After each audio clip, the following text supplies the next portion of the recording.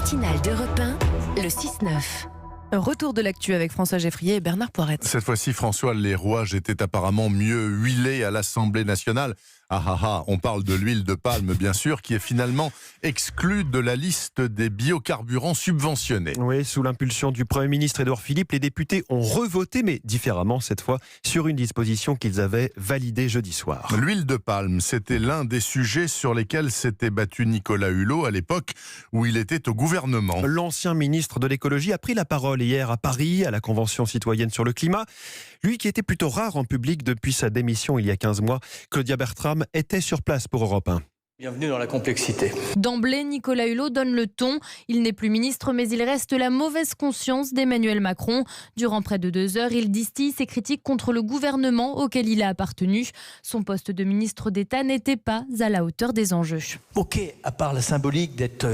ça sert à rien. Il aurait fallu un vice-premier ministre qui ait autorité sur les autres politiques. J'ai passé mon temps à être en confrontation avec le ministre de l'Agriculture, à avoir le ministre de l'économie et des finances qui, dès que je proposais quelque chose, le sapait derrière. Si Nicolas Hulot n'a pas eu les moyens d'agir, c'est parce qu'à ses yeux, le président n'était pas assez écolo. C'est pour ça qu'il a fini par claquer la porte. Je ne lui fais pas de procès d'intention. On change tous.